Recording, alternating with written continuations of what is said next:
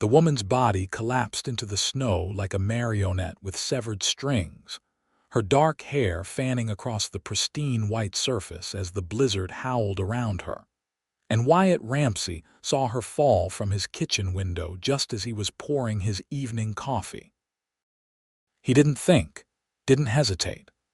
The mug crashed to the floor as he grabbed his heavy coat and burst through the door into the brutal Colorado winter of 1882.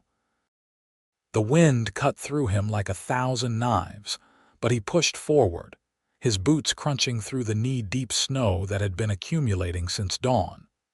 She was maybe 50 yards from his porch, crumpled in a heap near the fence line that marked the edge of his property. How long had she been walking? How far had she come? Wyatt dropped to his knees beside her, his hands immediately checking for a pulse at her throat. There, faint but steady. Her skin was ice cold, her lips tinged blue, her clothing completely inadequate for the storm that raged around them. She wore a thin wool dress, torn and dirty, and a shawl that had likely been inadequate even before it became soaked through with snow. No coat, no gloves. Her fingers were white, possibly frostbitten. He scooped her into his arms without another moment's consideration. She was light, too light, and he could feel her bones through the wet fabric. He turned back toward the house, moving as quickly as he dared through the treacherous snow. The wind tried to push him back, but Wyatt had been ranching in these mountains for 5 years now, and he knew how to move in a blizzard. He kept his head down, followed the fence line with one hand while cradling her against his chest with the other arm, and fought his way back to the warmth and safety of his home. Inside, he kicked the door shut behind them and immediately carried her to the fireplace. He'd built up the fire that morning, thank God, and the main room was warm.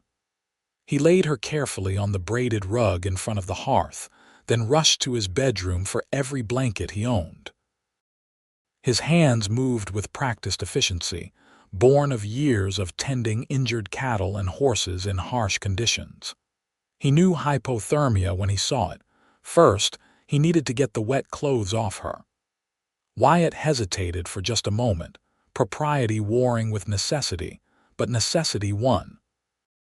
He'd seen death from exposure before, and he wouldn't let this woman become another victim of the mountains. Working as quickly and respectfully as he could, he removed her sodden dress and undergarments, averting his eyes as much as possible while still accomplishing the task. He wrapped her in dry blankets, layering them carefully, then positioned her closer to the fire. Her breathing was shallow, her face pale as milk except for the angry red patches on her cheeks where the wind had burned her. He grabbed towels and began to dry her hair, working the moisture out of the long, dark strands. She had a beautiful face, he noticed despite himself, with high cheekbones and a delicate nose. Young, probably mid-20s. Who was she? What had brought her out into this storm? Wyatt retrieved a basin of cool water, not warm, remembering what the old doctor in Aspen had told him about treating frostbite. Warm the person gradually, never quickly. He checked her fingers and toes, relieved to see that while they were frighteningly pale, they didn't have the waxy appearance of severe frostbite. He massaged them gently, trying to encourage circulation. "Come on," he murmured. "Stay with me. You're safe now." He kept working, kept monitoring her breathing, kept the fire fed. Hours passed. The storm outside grew worse, the wind screaming around the eaves of his small ranch house like a living thing. Wyatt barely noticed. His entire focus was on the unconscious woman before him. He made hot broth and managed to get small spoonfuls between her lips, tilting her head carefully so she wouldn't choke. Some of it dribbled down her chin, but some went down her throat, and that was good. As the evening wore into night, Wyatt pulled a chair close to her and settled in to watch. He wouldn't sleep, couldn't sleep, not until he knew she would be all right. The firelight played across her features, and he found himself studying her face, wondering about her story. There were small scars on her hands, the kind that came from hard work. Her hair, now dry, was thick and beautiful, falling in waves past her shoulders. She looked peaceful now, her breathing gradually becoming deeper and more regular. Sometime past midnight, her eyelids fluttered. Wyatt leaned forward immediately. "Easy," he said softly. "Don't try to move too fast." Her eyes opened slowly, revealing irises the color of warm honey.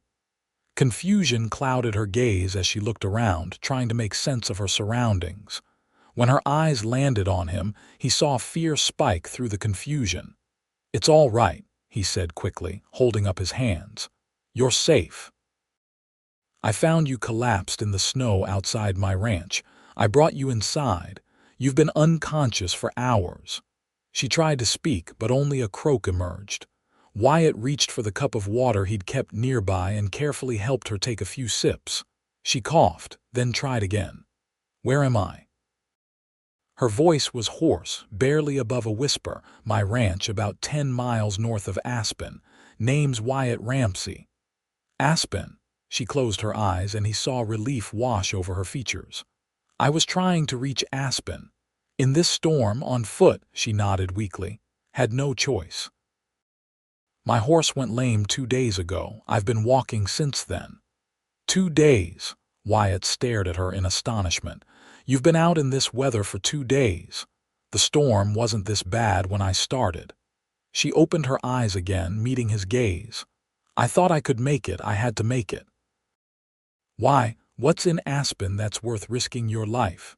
She was silent for a long moment, and he saw the war playing out behind her eyes.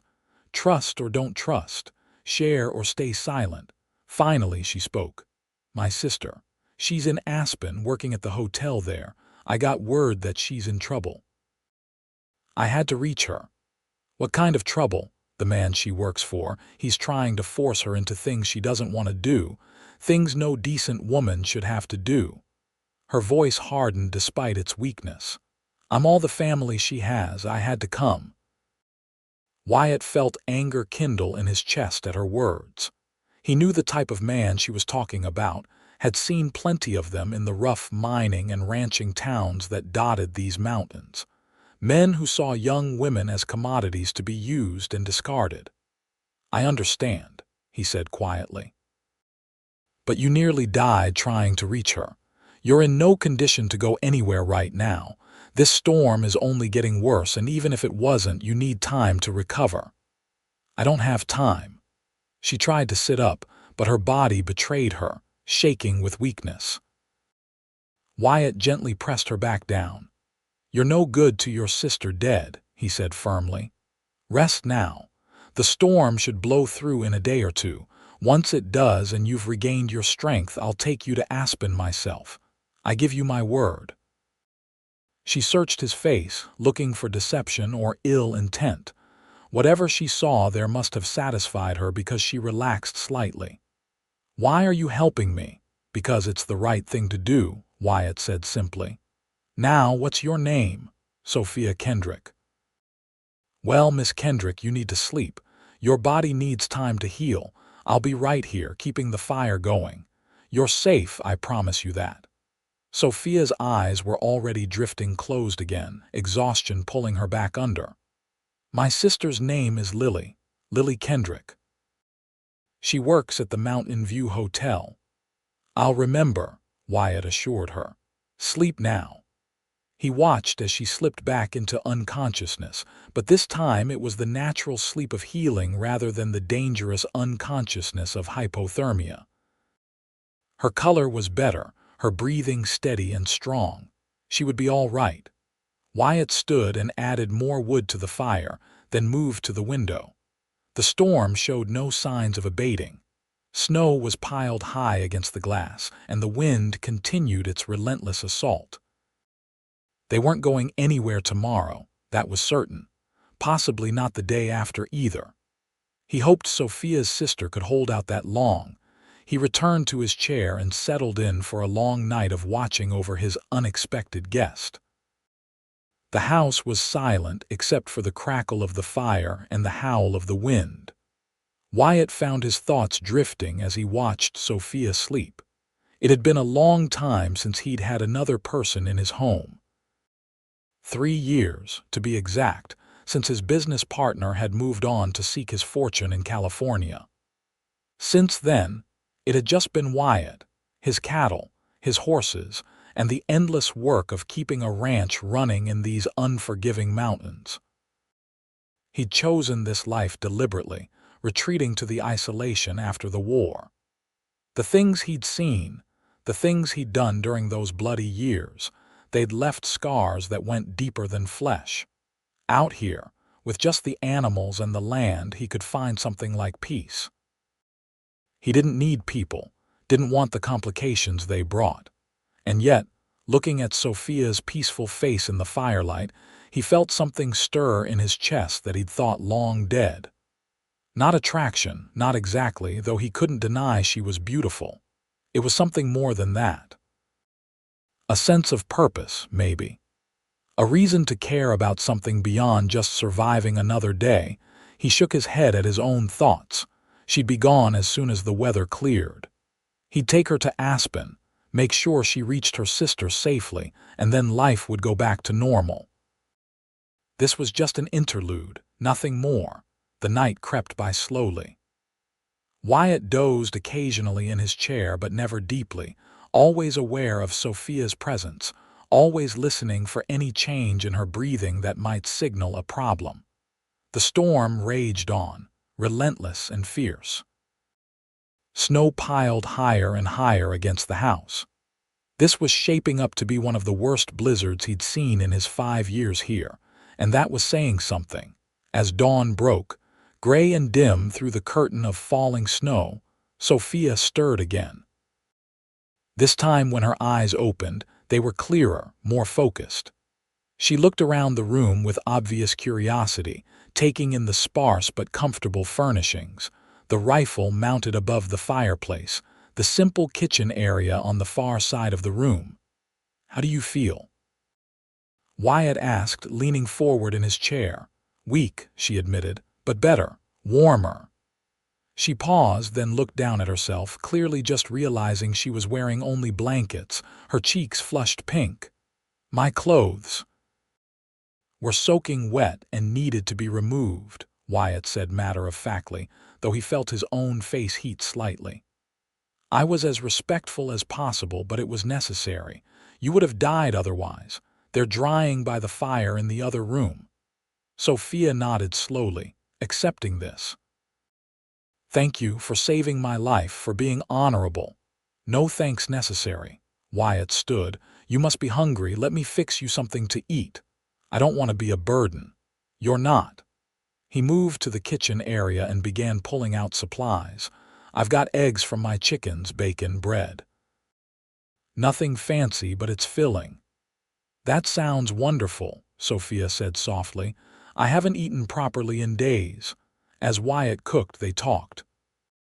Sophia told him about her journey, how she'd been working as a schoolteacher in a small settlement 50 miles northeast when she'd received the letter from Lily. Her sister had always been headstrong, determined to make her own way, and had taken the hotel job against Sophia's advice. Now the owner, a man named Gerald Blackwell, was pressuring Lily to work in the saloon he ran on the side, serving drinks and entertaining minors in ways that went far beyond appropriate. "She's only 19, Sophia said, her voice tight with anger and fear. "She doesn't understand how quickly a situation like that can turn dangerous. I had to come. I had to get her away from there." Wyatt brought her a plate of food and helped her sit up enough to eat, propping pillows behind her back. She ate ravenously, confirming just how long it had been since she'd had a proper meal. He fixed another plate and sat in his chair, eating his own breakfast while watching the storm continue outside. "Blackwell's known in Aspen," Wyatt said after a while. "Not well liked by decent folk, but he's got money and connections. Taking your sister away from him might not be as simple as just asking her to leave." "I know," Sophia said quietly, "but what choice do I have? I can't leave her there. I'm not saying you should. I'm just saying we need to be smart about it." Sophia looked at him with surprise. Wyatt met her gaze steadily. "I said I'd take you to Aspen, and I meant it. That includes helping you with your sister if I can. Blackwell might think twice about causing problems if you've got someone backing you up." "You don't even know me," Sophia protested. "Why would you risk trouble with someone like Blackwell for a stranger?" "Because it's the right thing to do," Wyatt said again, his voice firm. "And because I've met men like Blackwell before. Someone needs to stand up to them or they just keep doing what they're doing." Sophia's eyes glistened with unshed tears. "I don't know how to thank you." "Don't thank me yet. Let's wait and see if we can actually help your sister first." The day passed slowly. The storm showed no signs of breaking, and snow continued to accumulate at an alarming rate. Wyatt went out twice to check on his animals, fighting his way through the whiteout to the barn where his horses and the few cattle he'd brought in close to the house were sheltered. Each time he returned, he was covered in snow and half frozen, but the animals were fine, warm in their barn with plenty of hay and water. Sophia grew stronger as the day went on. By afternoon, she was able to stand, though she was shaky on her feet. Wyatt gave her one of his shirts and a pair of his pants, cinched tight with a belt, since her own clothes were still damp. She looked almost comical in the oversized garments, but the humor of the situation seemed to ease some of the tension between them. They talked more as the day wore on. Wyatt found himself opening up in ways he hadn't in years, telling Sophia about his time in the war, about the ranch, about his dreams of building something lasting out here in these harsh mountains. She listened without judgment, asked thoughtful questions, shared her own stories of growing up in St. Louis, of becoming a teacher, of trying to care for her younger sister after their parents died of fever 5 years ago. "It's been just the two of us since then," Sophia explained as they sat together near the fire that evening. "I've tried to be mother, father, and sister all at once. But Lily, she's always been independent, always wanted to forge her own path. When she said she was coming to Colorado, I tried to stop her, but she wouldn't listen. She wanted adventure, wanted to see the West. I should have come with her." "You can't blame yourself for her choices," Wyatt said gently. "She's 19, not a child. She has to make her own decisions. And her own mistakes." Sophia's voice was bitter. "Some mistakes can't be unmade, Wyatt. If Blackwell forces her into that life, it will change her forever. It will destroy her. Then we'll make sure that doesn't happen." Sophia looked at him, really looked at him, and Wyatt felt something pass between them in that moment. A connection, an understanding. She saw in him what he saw in her. Someone who'd been tested by life and kept going anyway. Someone who understood that sometimes the only thing you could do was fight for what was right, even when the odds were against you. The second night passed much like the first, though this time Sophia slept in Wyatt's bed while he took the couch in the main room. He'd insisted, despite her protests, and she'd been too tired to argue much. The storm finally began to break around midnight, the wind dying down, the snow tapering off to occasional flurries. By morning of the third day, the sky was clear and bright, the sun reflecting off the snow with almost blinding intensity. The world was buried under nearly 4 feet of new snow, pristine and beautiful and deadly. Wyatt spent the morning digging out paths to the barn and checking on the rest of his herd, scattered across his property. He'd lost a few head, he discovered with regret, cattle that had been caught too far from shelter when the storm hit. But most had survived, hardy creatures that they were. Sophia helped where she could, though she was still weak from her ordeal. She fed the chickens, gathered eggs, helped prepare meals.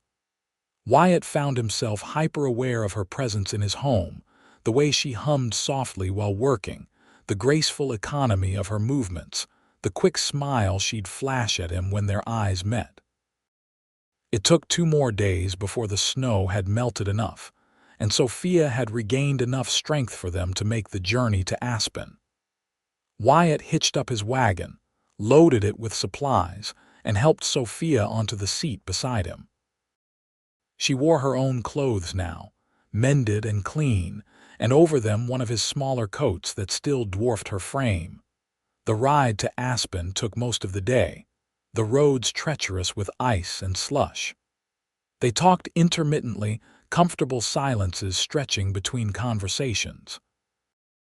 Wyatt pointed out landmarks, showed her the boundaries of his property, which extended for miles in several directions. Sophia asked questions about ranching, about the animals, about his life here, and seemed genuinely interested in the answers. "You ever get lonely?" she asked at one point. Wyatt considered the question. "Sometimes," he admitted, "but lonely is better than some alternatives. I've found peace out here more than I ever had around people." "That sounds like someone who's been hurt." "We've all been hurt," Wyatt said, deflecting. "That's just part of living." Sophia didn't push, but she laid a hand briefly on his arm, a gesture of understanding and sympathy that sent unexpected warmth through him. Aspen appeared in the valley below them as the sun began its descent toward the western peaks. It was larger than Wyatt remembered, grown considerably in the 2 years since he'd last visited. Buildings sprawled in every direction, new construction evident everywhere. The silver boom was in full swing, and the town was reaping the benefits. Which also meant it was rougher, more dangerous, full of miners with money to spend and few scruples about how they spent it. They found the Mountain View Hotel easily enough, a 3-story building in the heart of town. It was nicer than Wyatt had expected, well-maintained with fresh paint and glass windows. Maybe Blackwell ran a more legitimate operation than he'd feared. Sophia was off the wagon almost before it stopped, hurrying toward the entrance. Wyatt followed more slowly, taking in their surroundings with a careful eye. Men watched them from the boardwalk, their gazes lingering on Sophia in ways that made his hands clench. He moved closer to her, a silent warning to anyone who might have ideas. Inside, the hotel lobby was surprisingly elegant, with plush furniture and oil lamps already lit against the gathering dusk. A middle-aged woman stood behind the front desk, her expression professional but cold. "I'm looking for Lily Kendrick," Sophia said, her voice breathless with urgency. "She works here. Is she available?" The woman's expression shifted, became guarded. "Miss Kendrick is working right now. She's not available for visitors. I'm her sister. I've come a long way to see her. Please, it's urgent. Mr. Blackwell doesn't allow his employees to be disturbed during working hours. You can come back tomorrow during her day off." "Where is she working?" Sophia pressed. "I just need to see her for a moment. I told you she's not available." The woman's voice was firm now, dismissive. Wyatt stepped forward, drawing himself up to his full height. The lady asked a simple question. "Where is her sister working?" The woman's eyes flicked to him, reassessing. "And who are you? A friend? Now answer the question." Before the woman could respond, a door behind the desk opened and a man emerged. He was well dressed in an expensive suit, his hair slicked back, a gold watch chain glinting at his vest. His eyes were cold as they swept over Sophia and Wyatt. "Is there a problem, Mrs. Hendricks?" he asked smoothly. "This woman is asking for Lily Kendrick," the clerk replied. "I explained our policy." "Ah." The man turned his attention fully to Sophia, and Wyatt immediately disliked the way he looked at her, assessing, calculating. "You must be the sister Lily has mentioned." "I'm Gerald Blackwell, the owner of this establishment." "Where is my sister?" Sophia demanded. She's working in the saloon serving drinks to our guests. It's nothing inappropriate, I assure you, simply part of her duties. I want to see her. Now." Blackwell's smile was thin and didn't reach his eyes. "I'm afraid that's not possible at the moment. As Mrs. Hendricks explained, we don't disturb our employees during working hours. It's bad for business. But you're welcome to rent a room and see her tomorrow." "I'm not waiting until tomorrow," Sophia said, her voice rising. "I'm seeing my sister now." "I'm afraid I'll have to ask you to leave if you can't be reasonable," Blackwell said, his tone hardening. "This is my establishment and we have rules." Wyatt put a hand on Sophia's shoulder, feeling the tension vibrating through her. "Where's the saloon?" he asked quietly. "Through that door," Blackwell said, gesturing.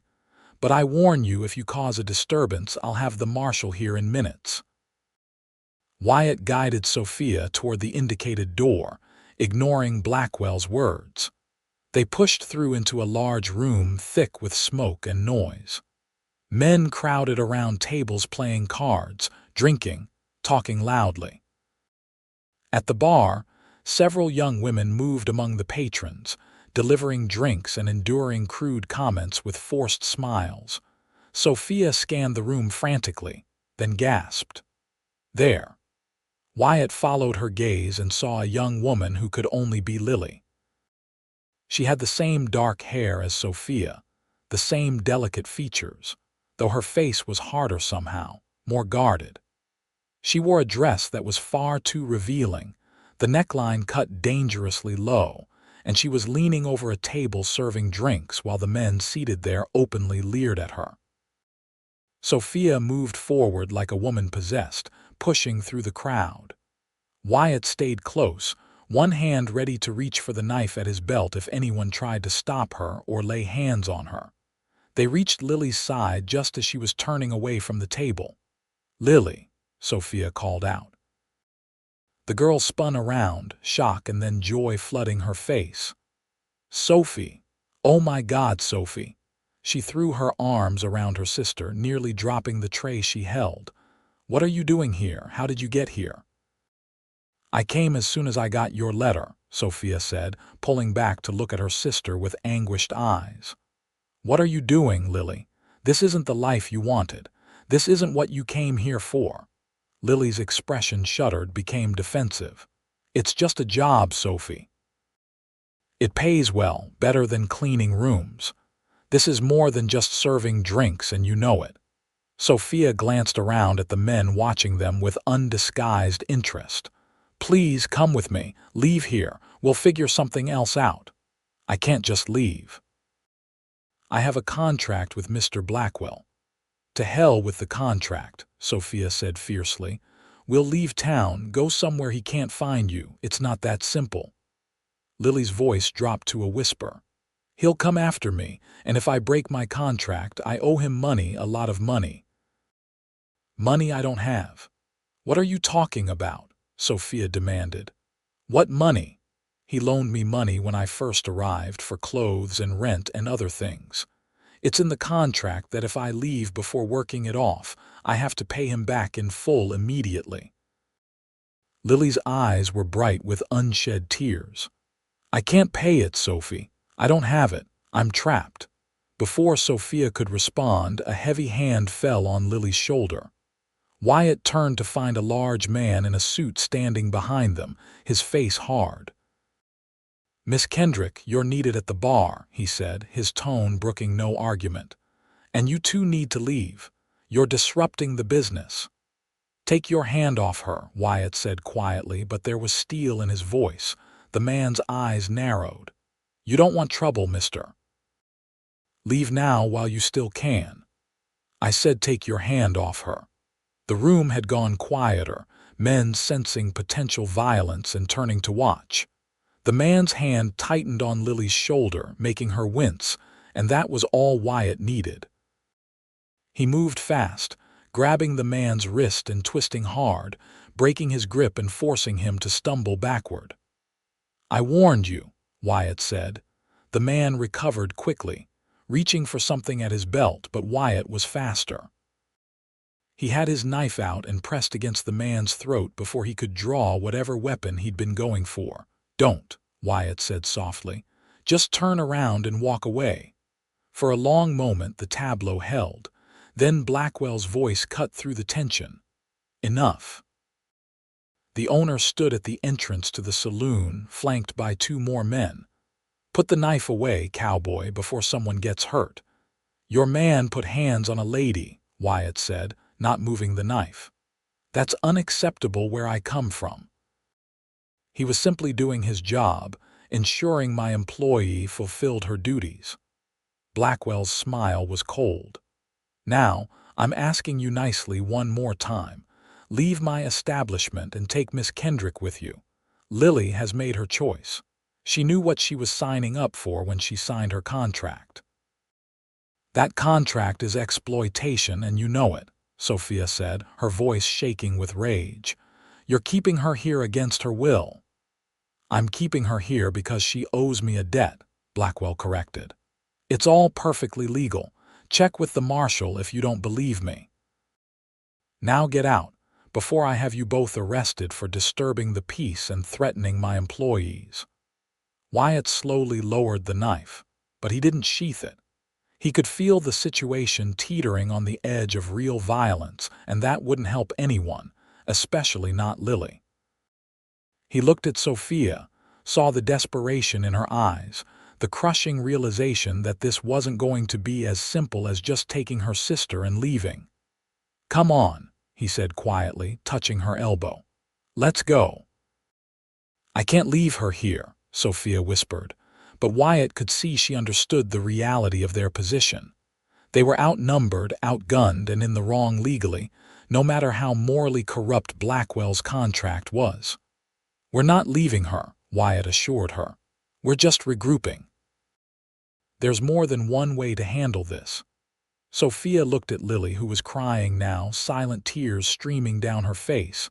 "I'll come back," she promised. "I'll find a way to get you out of this. I swear it."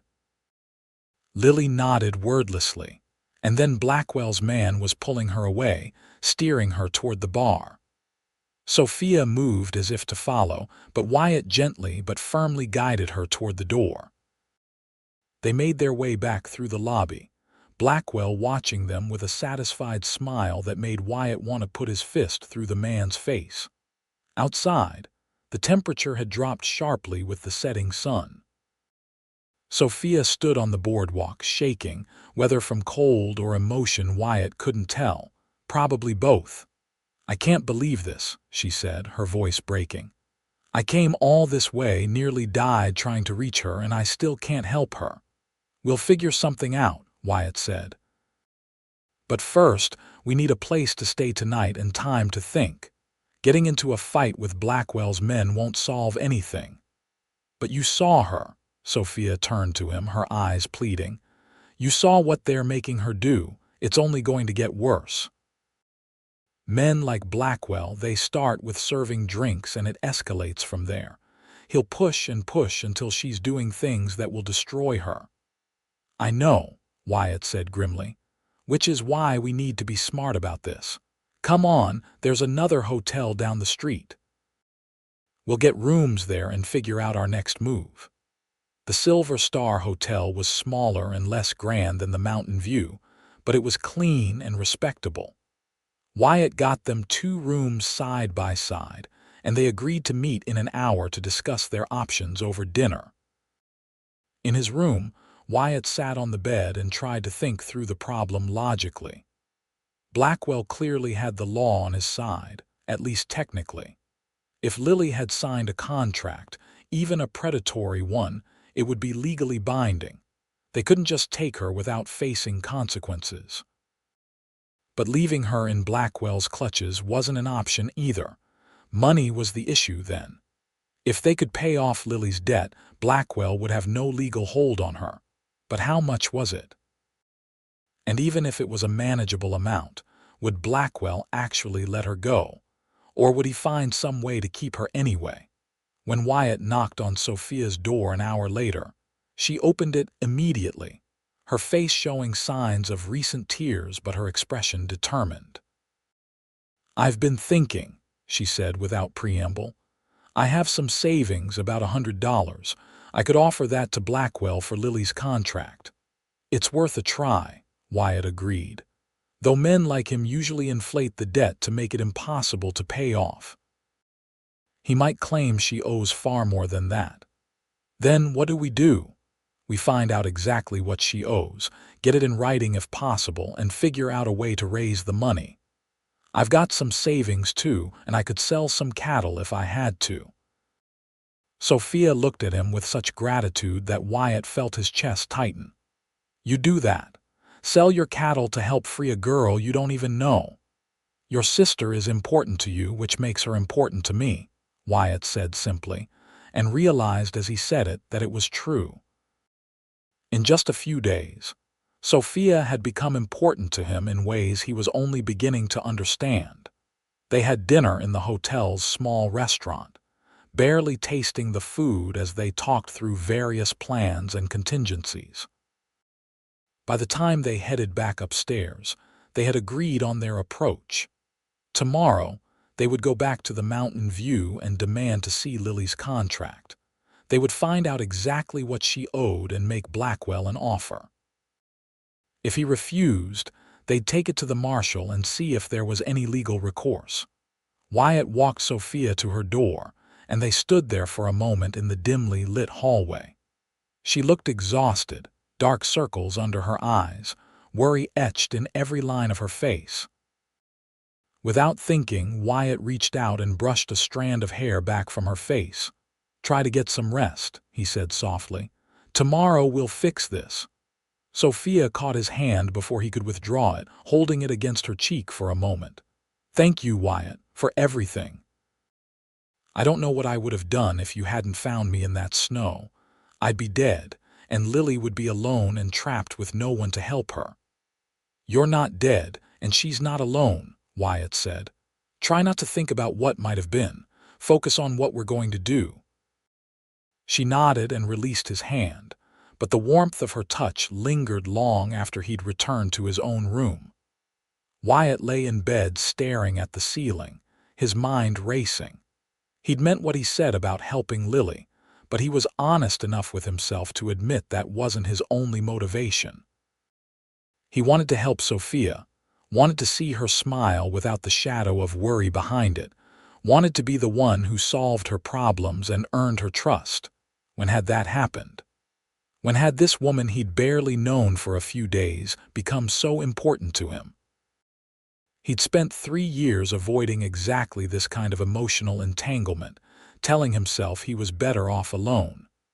And now here he was, ready to sell off parts of his herd and potentially make an enemy of a powerful man in Aspen, all for a woman's grateful smile. He was in trouble, deep trouble. And the strangest part was that he didn't mind at all. The next morning dawned clear and cold. Wyatt met Sophia for breakfast, and they made their way to the Mountain View Hotel with grim determination.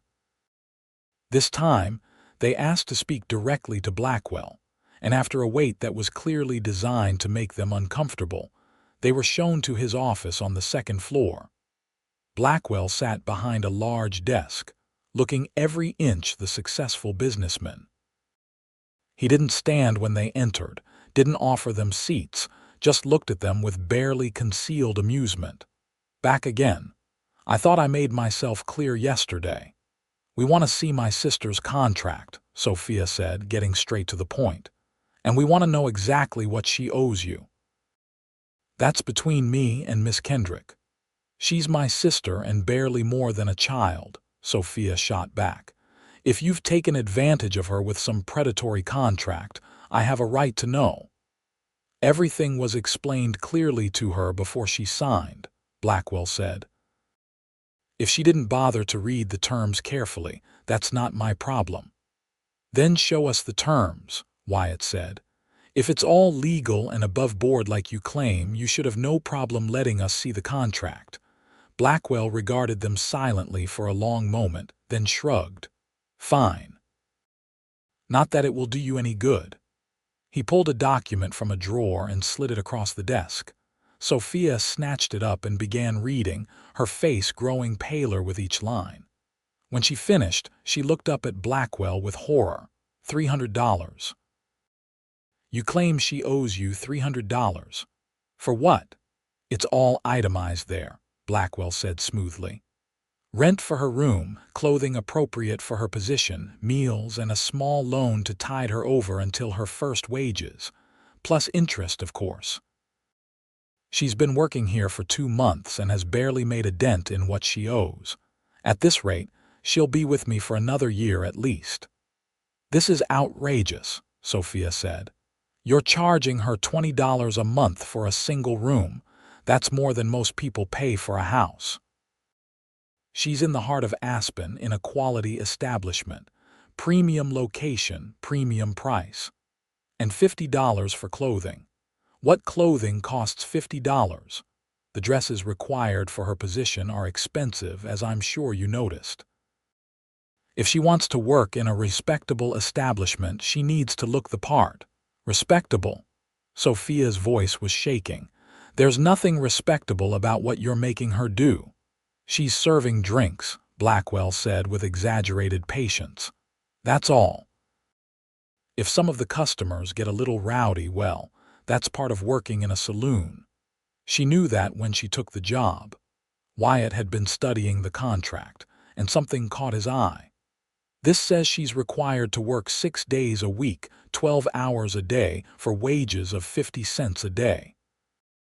That's exploitation, pure and simple. That's business, Blackwell corrected. She's free to quit any time she wants as soon as she pays what she owes. Those were the terms she agreed to. We want to buy out her contract, Sophia said. I'll give you $100 right now to tear up this agreement and let her go. Blackwell laughed, a harsh sound devoid of humor. $100. She owes $300, and that's not counting the value of the contract itself. She's a pretty girl, popular with the customers. I'd lose money if she left. If you want to buy out her contract, the price is $500. $500? Sophia looked stricken. That's robbery. That's business, Blackwell said again. Now, if you don't have that kind of money, I suggest you leave and let me get back to work. Your sister will be fine here. She'll work off her debt eventually, and if she's smart and plays her cards right, she might even make some extra money on the side. Some of my girls do quite well for themselves. The implication was clear and disgusting. Wyatt felt his hands curl into fists and had to consciously force them to relax. Violence wouldn't help here, as much as he wanted to wipe that smug look off Blackwell's face. We'll get you your money, he heard himself say. Both Sophia and Blackwell turned to stare at him. What? Sophia whispered. We'll get you $500, Wyatt repeated, looking directly at Blackwell. But I want it in writing that the contract is voided once we pay, and that Lily is free to leave with no strings attached. Blackwell studied him thoughtfully. You have that kind of money, Cowboy. I can get it. I have a ranch north of here, cattle, horses, equipment.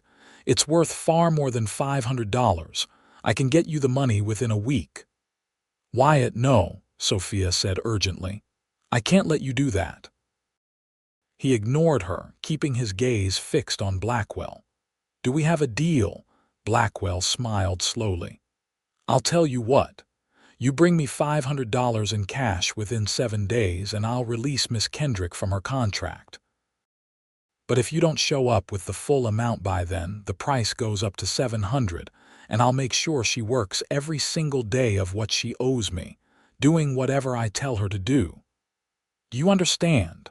I understand, Wyatt said coldly, and I'll hold you to your word. If we bring you the money and you don't release her, I'll make sure everyone in Aspen knows what kind of man you really are. I'm terrified, Blackwell said dryly. Now get out of my office. I have real work to do. Outside, Sophia grabbed Wyatt's arm and pulled him to a stop. What were you thinking? She demanded. $500. Wyatt, that's a fortune. You can't possibly sell off enough of your ranch to raise that much in a week. I can try, Wyatt said. I've got about 30 head of cattle I can sell and some horses.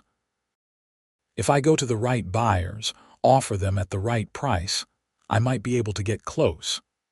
And what happens to your ranch if you sell off that much of your stock?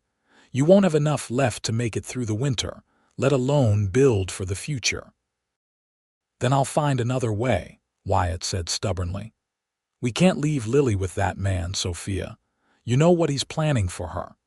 Every day she stays there, he'll push her further until she has no choice but to do whatever he wants. We have to get her out, whatever it takes. Tears were streaming down Sophia's face now. Why are you doing this? Why are you sacrificing everything for people you barely know? Wyatt looked at her, this brave, determined woman who'd nearly died trying to save her sister, and felt something shift definitively in his chest. Because it's the right thing to do, he said. And because you're not just anyone to me anymore, Sophia. I don't know exactly when it happened, but somewhere between finding you in the snow and now, you became important to me. More important than cattle or money or anything else. Sophia stared at him, her eyes wide with shock and something else, something that made his heart beat faster. Wyatt, she whispered. He reached out and gently wiped the tears from her cheeks. We're going to fix this, together. I promise you that. She stepped forward and wrapped her arms around him, burying her face against his chest. Wyatt held her, feeling her shake with silent sobs, and made a silent vow that he would do whatever it took to keep his promise, even if it meant losing everything he'd built. They spent the rest of the day making plans. Wyatt would return to his ranch and round up the cattle and horses he could sell. Sophia would stay in Aspen and try to get word to Lily about what they were doing, to give her hope and tell her to hold on just a little longer. They would meet back in Aspen in 5 days, hopefully with enough money to free Lily from her contract. Before Wyatt left town, he made a point of visiting the marshal's office. The marshal was an older man with tired eyes and a resigned expression that spoke of years dealing with the worst humanity had to offer. I can't help you, he said after Wyatt explained the situation. If the girl signed a contract, that's a legal agreement. Blackwell's within his rights to hold her to it. Even if the terms are predatory and exploitative, even then. Unless she can prove she was coerced or misled when she signed, the contract stands. The marshal sighed. Look, I know Blackwell is a snake. Everyone knows it. But he's smart, and he keeps his operations just legal enough that I can't touch him. If you want to help the girl, your best bet is to do exactly what you're planning. Pay off the debt and get her away from him. It wasn't the answer Wyatt had hoped for, but it confirmed what he'd already suspected. The law wouldn't help them here. He said goodbye to Sophia outside the Silver Star Hotel, holding her hands in his and trying to memorize every detail of her face. Be careful, she said. Don't take any risks. If you can't raise the money, we'll find another way. There is no other way, Wyatt said. But I'll be careful. You do the same. Stay away from the mountain view as much as you can and don't go anywhere alone after dark. Blackwell might try to use you to pressure Lily.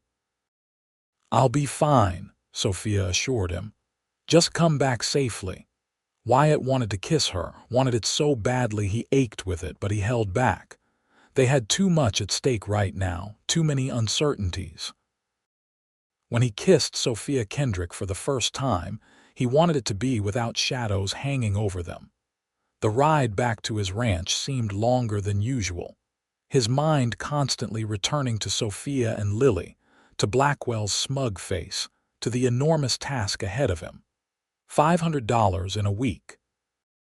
It was barely possible, and only if everything went perfectly. He arrived home after dark, exhausted and worried. The ranch looked exactly as he'd left it, peaceful and isolated under a blanket of stars. But for the first time since he'd come here, It didn't feel like the sanctuary it always had. It felt empty, lonely, because Sophia wasn't there. Wyatt spent the next 3 days working from before dawn until long after dark. He rounded up his best cattle, the ones that would bring the highest prices, and drove them to Aspen. He sold them to a buyer there for less than they were worth, but he didn't have time to negotiate or wait for better offers. He needed cash, and he needed it fast. The cattle brought him $280. Not enough. Not even close. Next, he took 4 of his horses to a rancher he knew about 20 miles south of Aspen. The man was fair and paid well, but even so, Wyatt only got another $150. He was at $430, still 70 short with only 2 days left. Wyatt looked at what remained of his stock with a sinking heart. He had 1 more horse he could sell, a young mare he'd been training, but she'd only bring in about $30, maybe $40. That still left him short. He could sell his wagon, his saddle, his tools. All of it together might bring in the remaining amount, but then what? How would he work his ranch with no equipment? How would he survive? But even as he thought it, Wyatt knew he'd do it anyway. He'd sell everything if he had to, strip himself down to nothing, because Lily's freedom and Sophia's peace of mind were worth more than any of it. On the 5th day, he returned to Aspen with $470 in cash and a young mare to sell. He found a buyer quickly, a family heading west who needed a reliable horse. They paid him $40, and suddenly, miraculously, he had $510 in his pocket. He'd done it. Somehow, against all odds, he'd gotten the money. Wyatt went immediately to the Silver Star Hotel, taking the stairs 2 at a time to Sophia's room. She opened the door at his knock, and the relief on her face when she saw him nearly brought him to his knees. "You're back," she breathed. "Did you get it? Were you able to raise the money?" "I got it." He pulled the thick envelope of cash from his coat and showed her. $500 exactly. Sophia's hand flew to her mouth, tears springing to her eyes. "Oh, Wyatt, what did you have to sell?" "It doesn't matter. What matters is we can free Lily now." "It does matter," Sophia insisted. "You've given up so much for us. How will you manage?" "I'll figure it out," Wyatt said. "I've always figured it out. Now come on, let's go get your sister." They walked to the Mountain View Hotel together, Wyatt's hand resting protectively on the small of Sophia's back. It was mid-afternoon, and the saloon would be relatively quiet, which suited their purposes. Wyatt wanted to get Lily and leave as quickly as possible before Blackwell could come up with some reason to renege on their deal.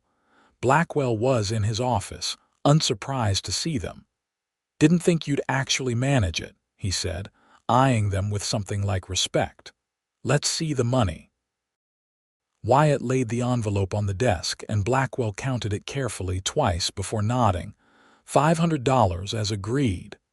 He pulled out Lily's contract and, to Wyatt's relief, tore it in half. "She's free to go. Her debt is paid." "We'll take her with us now," Sophia said. "She's working." "Come back at the end of her shift." "No," Wyatt said firmly. "We're taking her now. That was part of the deal. Once we paid, she's free to leave immediately." Blackwell's eyes narrowed, but after a moment he shrugged. "Fine. She's upstairs in her room, 2nd floor, room 12. Take her and get out." Sophia didn't need to be told twice. She rushed from the office with Wyatt right behind her. They found room 12 and knocked urgently. Lily opened the door, her eyes widening in surprise. "Sophie, what's going on?" "We're leaving," Sophia said, pushing into the room. "Pack your things, whatever you can carry. We're getting you out of here right now." "What?" "But my contract is paid off," Wyatt said.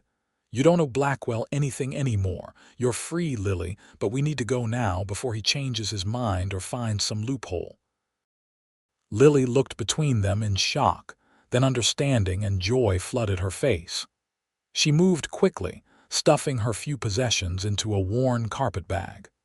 Within 5 minutes, they were heading down the stairs, through the lobby and out into the street. They didn't stop walking until they were back at the Silver Star Hotel. Only then did Lily break down, throwing her arms around her sister and sobbing. "I can't believe you did this," she cried. "I thought I was trapped there forever. I thought he'd never let me go." "We weren't going to leave you there," Sophia said, holding her sister tight and crying herself. "Never. You're my sister. I'd do anything for you." Lily pulled back and looked at Wyatt with tear-filled eyes. "You helped her. You helped free me. Why?" "Because your sister is important to me," Wyatt said simply. "And because it was the right thing to do." "Thank you," Lily whispered. "I don't know how to repay you." "You don't need to repay me. Just promise me you'll be more careful about what you sign in the future and who you trust." "I promise," Lily said fervently. They spent that evening together, the three of them, talking and planning. Lily told them more details about her time at the Mountain View, things that made Sophia cry and Wyatt's jaw clench with renewed anger at Blackwell. But it was over now. Lily was free and they could move forward. The question was, move forward to where? "I need to go back to my teaching position," Sophia said reluctantly. "I've been gone for over a week now. They'll be wondering what happened to me." "Don't go back there," Wyatt heard himself say. "Stay here." "Both of you?" Sophia looked at him in surprise. "Stay in Aspen." "No, stay with me at the ranch." The words hung in the air between them. Lily tactfully excused herself, saying she was tired and needed rest, leaving Wyatt and Sophia alone in the small hotel room. "Wyatt," Sophia said softly, "you don't have to do this. You've already done so much for us." "I'm not doing it because I have to," Wyatt said. "I'm doing it because I want to. These past few days without you back at the ranch alone, it felt wrong somehow. Empty. I kept thinking about how nice it was having you there, having someone to talk to share meals with. And I realized I don't want to go back to being alone. I want you there, Sophia." "As what?" Sophia asked, her voice barely above a whisper. "As a guest, as a housekeeper." "As whatever you want to be," Wyatt said. "But I hope maybe eventually you might want to be more than that. I know it's fast. I know we've only known each other a short time, but I've never felt this way about anyone before. You matter to me, Sophia. You matter more than I can say." Sophia crossed the distance between them and took his hands in hers. "You matter to me too," she said. "When I was out there in that blizzard, freezing and thinking I was going to die, I had so many regrets, things I'd never done, chances I'd never taken. And then you saved me, and you were so kind, so good. You didn't have to help me find Lily. You didn't have to sell everything you owned to free her. But you did, without hesitation, and that told me everything I needed to know about the kind of man you are." "The kind who's completely gone on you," Wyatt said with a slight smile. Sophia smiled back, and it was like the sun coming out. "The kind I think I could fall in love with," she said. "If you give me time to get to know you properly." "I've got all the time in the world," Wyatt said. "So yes. You'll come back to the ranch with me. You and Lily both." "Yes," Sophia said. "We'll come back with you." Wyatt pulled her into his arms then, holding her close, and felt something settle in his chest that he hadn't even realized was unsettled. This was right. This woman in his arms, the promise of a future that wasn't lonely anymore. It was everything he hadn't known he wanted. They left Aspen the next morning, all three of them crowded onto the wagon seat. Wyatt had bought supplies with the last of his money, enough to get them through until he could rebuild his stock. It would be a lean winter, but they'd manage. They'd make it work. The ranch looked welcoming as they approached, smoke rising from the chimney where Wyatt had left a fire banked. He helped Sophia and Lily down from the wagon, and they stood looking at the small house, the barn, the mountains rising majestically in the distance. "It's beautiful," Lily said softly. "It's home. Wyatt agreed, looking at Sophia. Or at least I hope it will be. It already feels like home, Sophia said, meeting his gaze with a smile that made his heart race. The next weeks fell into a comfortable rhythm. Wyatt worked the ranch, tending to his remaining stock, hunting to supplement their food supplies, making repairs and preparations for the harsh winter ahead. Sophia and Lily worked alongside him, learning the rhythms of ranch life, taking over the cooking and cleaning, tending the chickens and the vegetable garden Wyatt had somewhat neglected. But more than the work, it was the evenings that Wyatt treasured. They'd gather around the fire after dinner, talking and laughing, playing cards, reading aloud from the few books Wyatt owned. Lily's presence was a buffer at first, keeping things proper, but Wyatt didn't mind. He was content to court Sophia slowly, to build a foundation of friendship and trust beneath the attraction that sparked between them. He learned her favorite things, the way she loved watching the sunset, how she hummed when she was happy, the way her eyes lit up when she talked about teaching. She learned his rhythms, that he was grumpy before his morning coffee, that he had nightmares sometimes about the war, that he was surprisingly good at baking bread. One evening, about a month after they'd arrived at the ranch, Lily announced she was going to bed early, giving Wyatt and Sophia a knowing look as she left. They sat together on the couch in front of the fire, closer than they usually did. Sophia's shoulder pressed against Wyatt's arm. "She's not very subtle, is she?" Sophia said with a soft laugh. "No," Wyatt agreed, "but I appreciate it anyway." He turned slightly so he could look at her properly.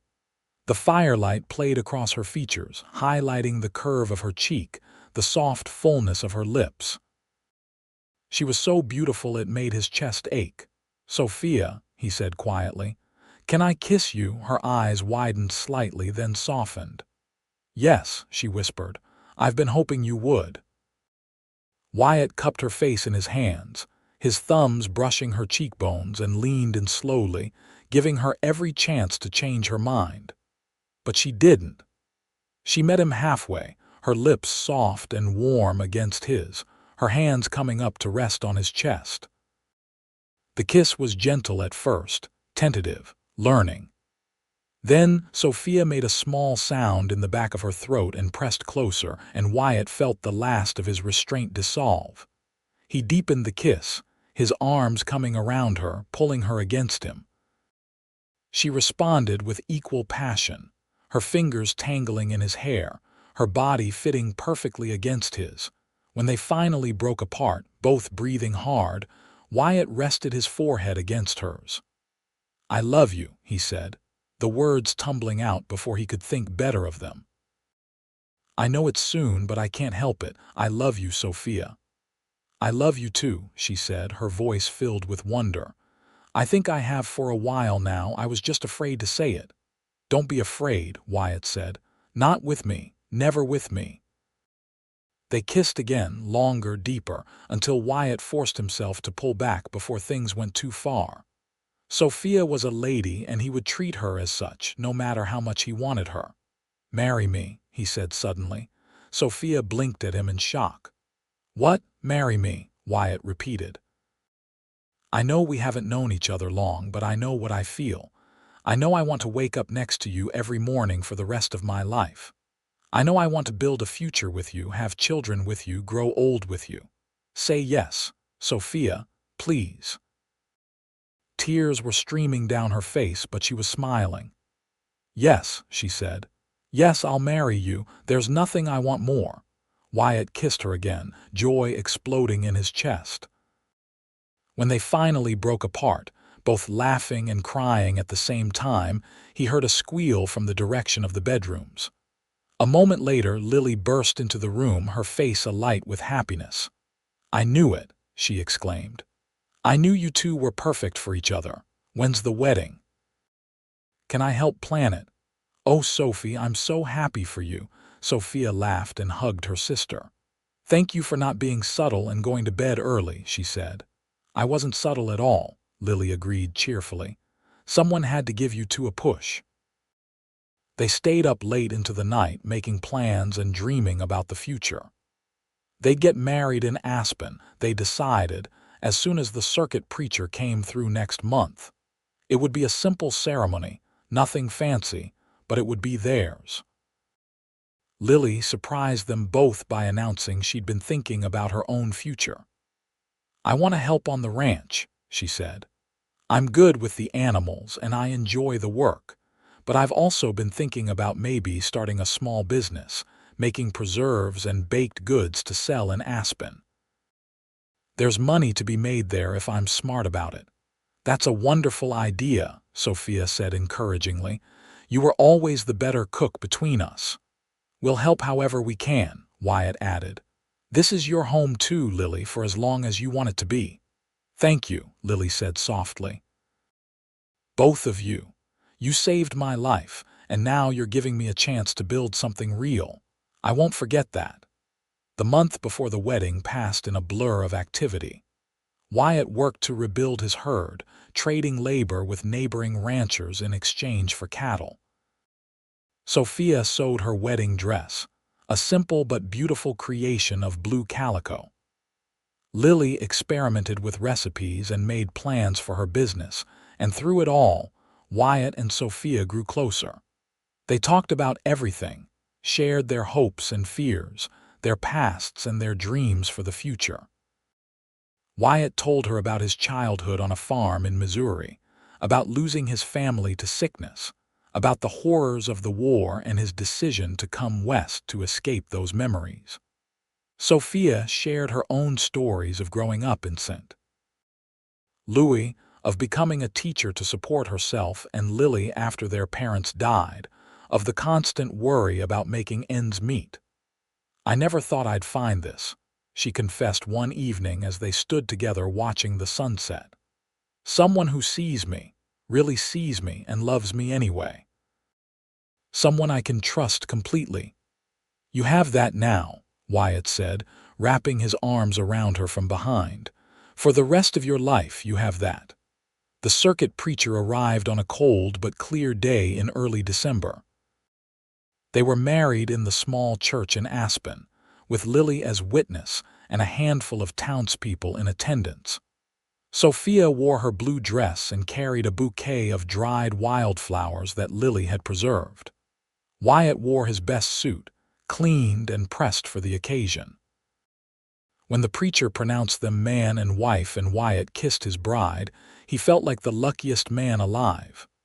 This woman, this incredible, brave, loving woman was his now, his wife, his partner, his future. They held a small celebration at the ranch afterward, Lily having prepared a feast that amazed them both with its quality and quantity. Neighbors came, people Wyatt had traded labor with over the past months, and the little house rang with laughter and music. That night, after everyone had gone and Lily had tactfully retired to her room, Wyatt carried Sophia over the threshold of their bedroom.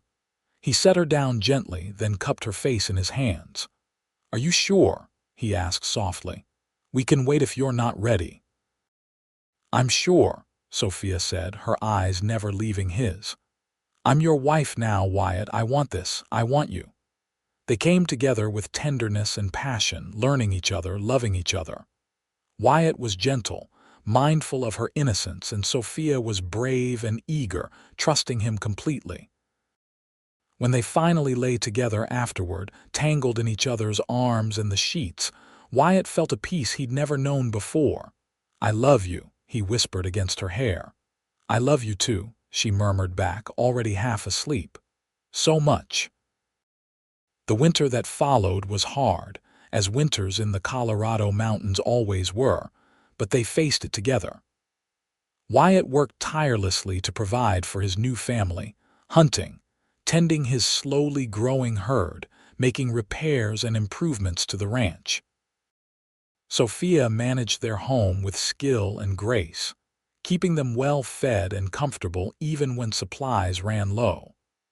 And Lily proved her worth 10 times over, not just with her cooking and baking, which she'd begun selling successfully in Aspen, but with her help around the ranch.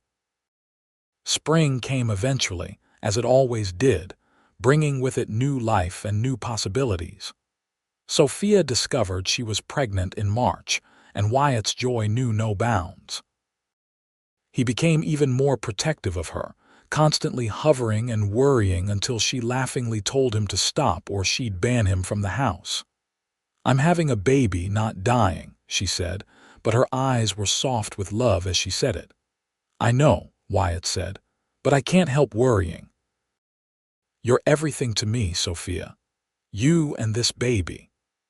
Their son was born in October, a healthy boy with dark hair and his mother's golden eyes. They named him Samuel, after Wyatt's father, and from the moment Wyatt held his son in his arms, he knew his life was complete. This was what he'd been searching for without knowing it, this sense of family, of belonging, of purpose beyond just survival. Lily was an attentive aunt, doting on baby Samuel and helping Sophia with the endless tasks that came with a new baby. Her business had grown steadily, and she'd saved enough money to start thinking about her own future. She talked about maybe building a small shop in Aspen, expanding beyond just selling at the general store. "You should do it," Sophia encouraged. "You've worked so hard and you have a real talent." "Maybe," Lily said thoughtfully, "but I'm in no rush. I like it here, being part of this family. I'll know when the time is right." The years passed, each one bringing new joys and challenges. Wyatt's ranch grew and prospered, his herd expanding, his reputation as a fair and honest rancher spreading. Sophia continued to teach, now working with the children of neighboring ranchers who came to their home for lessons. And Lily did eventually open her shop in Aspen, which became a huge success. 2 years after Samuel was born, Sophia gave birth to twin girls, Emily and Grace. Wyatt was beside himself with joy and terror at the thought of raising daughters in the rough Colorado wilderness, but Sophia just laughed at his worries. "They'll be fine," she assured him. "They'll grow up strong and capable just like their mother." She was right, of course. The twins thrived, growing into spirited, intelligent girls who could ride a horse almost before they could walk and weren't afraid of anything. Samuel grew into a serious, thoughtful boy who loved the ranch and the animals as much as his father did. One evening, when Samuel was 7 and the twins were 5, Wyatt and Sophia sat together on the porch watching their children play in the yard. Lily was there too, visiting for dinner as she often did, sitting in a rocking chair with a cup of coffee and a contented smile. "Do you ever think about that day?" Sophia asked quietly. "The day you found me in the snow all the time," Wyatt admitted. "I thank God for that storm, for whatever brought you to my ranch. You changed everything, Sophia. You gave me a life I never dreamed I could have." "We gave each other that," Sophia corrected, leaning her head on his shoulder. "I was lost when I came here, literally and figuratively. I was just trying to survive, to take care of Lily, to get through each day.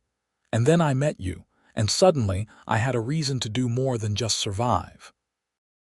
I had a reason to really live. We were both lost," Wyatt said, "and we found each other." "Fate," Lily said from her rocking chair. "It was fate that brought you two together. The universe knew you needed each other." "Maybe," Wyatt said, "or maybe it was just luck. Either way, I'm grateful for it every day." Samuel came running up to the porch then, followed by the twins, all 3 of them talking excitedly about a rabbit they'd seen. Wyatt scooped Emily up while Sophia took Grace, and Samuel leaned against his father's leg, still chattering away.